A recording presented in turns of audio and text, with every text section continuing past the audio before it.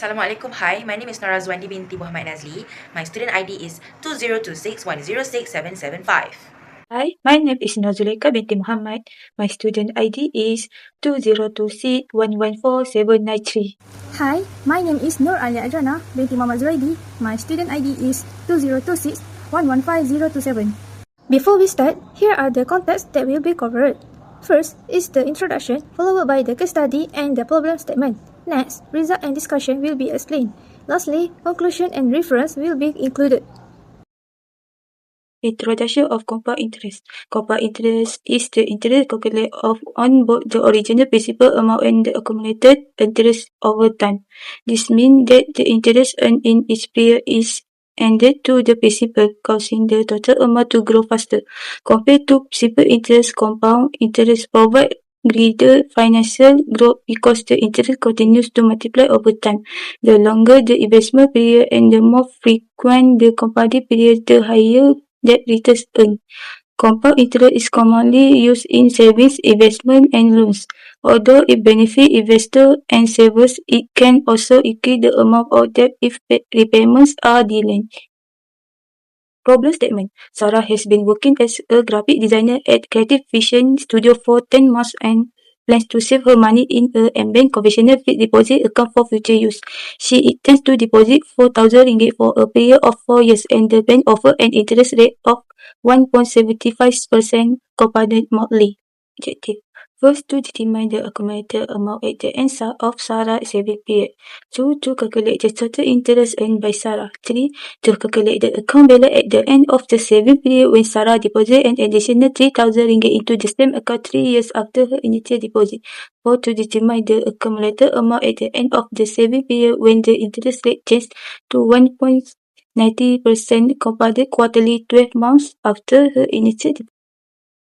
Now, let's move on to another step is result and discussion. So first, we need to draw the timeline is P to S and then bring out the information from the problem statement. P stands for principal, S is accumulated amount that we need to calculate. T is 4 years, K is 1.75, so we change it to decimal is 0.0175. M is 12 because it's compounded monthly. And how to find I? To find I, we use K over M, so 0.0175 over 4,800. So we got 7 over 4,800. To find N, we use M multiply T, so 12 multiply 4, so we got 48. So for objective 1, to determine the accumulated amount at the end of Sarah's saving period. So we use the formula is S equals to P times 1 plus I to the power of N. So we just insert the information from the problem statement, and then we got S equals RM 4,208.81 cents.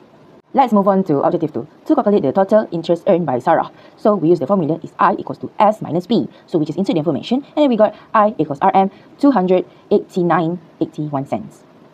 Objective 3, which is to calculate the total account balance when Sarah deposited an additional RM3,000 into the same account 3 years after her initial deposit. If look at the timeline diagram shown on the slide, Sarah's initial principal 1 is RM4,000. This initial amount is accumulated for the first time period time 1, which is 2 years. After 2 years, Sarah makes an additional deposit, principal 2 of RM3,000. This combined amount is then left in the account for another time period, time 2, which is 3 years, to find our final accumulated value. Next, let us extract the given interest parameters.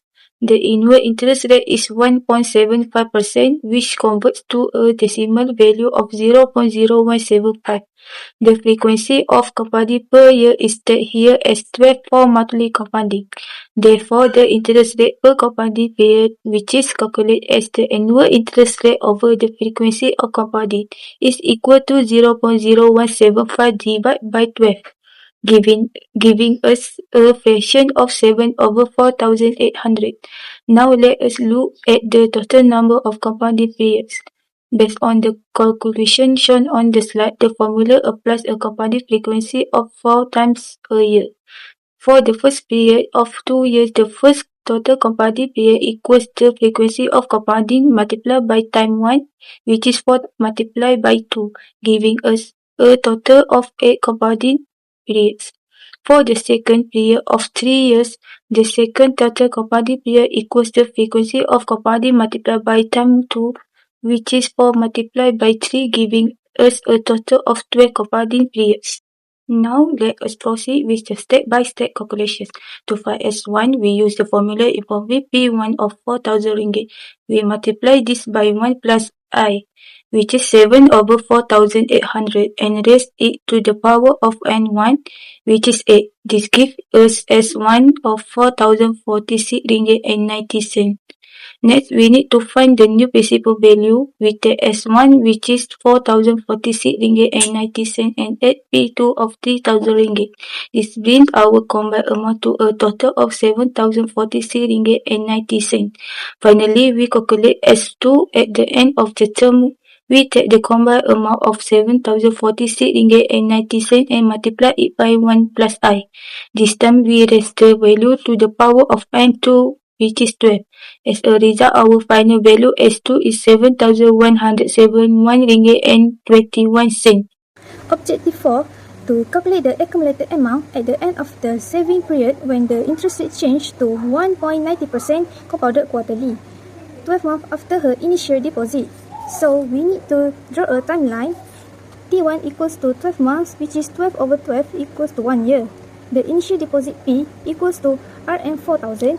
K1 equals to 1.75% equals to 0.0175. M1 equals to 12. I1 equals to K1 over M1 equals to 7 over 4,800. N1 equals to 12.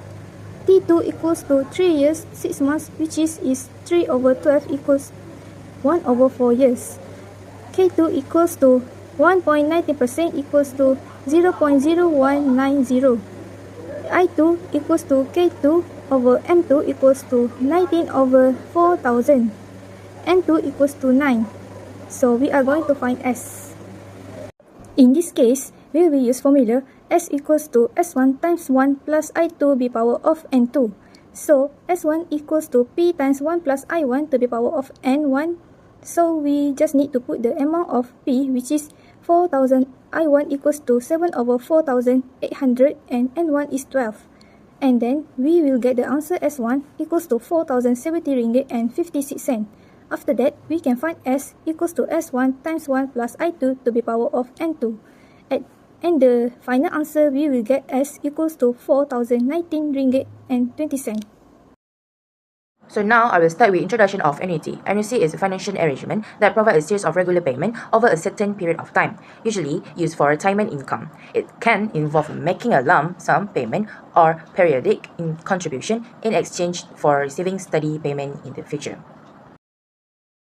Problem statement for this case study is Nurul plans to purchase a 2025 Prodra Brezza 1.3 AV because the maintenance cost of her current car is becoming too high. The car is priced at Rm34,000 ringgit and she will pay 10% down payment. The remaining balance will be financed through BSN My Auto Used Car financing with an interest rate of 3% compounded monthly. The loan will be settled through month payment over 9 of loan tenure. Objective number 1, to determine the amount of monthly payments paid by Nurul. Number 2, to calculate the total interest incurred by Nurul. Number 3, to calculate the total outstanding balance if Nurul decides to settle the loan immediately after making the 100 payments. Number 4, to determine the outstanding area that must be in the next payment if Nurul has missed 2 consecutive monthly payments. Moving on to the result and discussion section. First, let us look at the financial breakdown. The cost price is 34,000 ringgit. The down payment is calculated as 10% multiplied by the cost price, which gives us 3,400 ringgit. Therefore, the balance is calculated as the cost price minus the down payment, which equals 30,600 ringgit, also represented by the letter A. Next, looking at the timeline diagram, our initial balance A is 30,600 ringgit. From this timeline, we need to determine the value of the regular payment, which is represented by the letter R.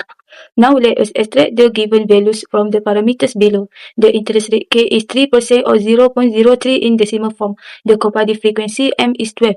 The time T is 9 years. Finally, we calculate the remaining components for our formula. The interest rate per period I is calculated as K over M. E is 0.03 divided by 12, which gives us fraction of 1 over 400. The total number of periods N in is equal to M multiplied by T.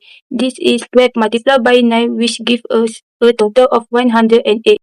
Now let us proceed to objective 1, which is to determine the amount of monthly payment paid by Nurul. To find the value, we use the annuity payment formula.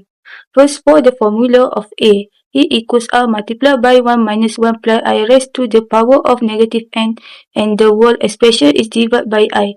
By rearranging the formula to solve for the monthly payment, R equals A times I divided by 1 minus 1 plus I raised to the power of negative n. Next, we substitute our values into this formula. R equals 30,600 times 1 over 400 divided by 1 minus 1 plus 1 over 400 raised to the power of negative 108. After calculating this value, we find that R equals 323 ringgit and 65 cents. Next, we move on to objective 2, which is to calculate the total interest incurred by Nurul.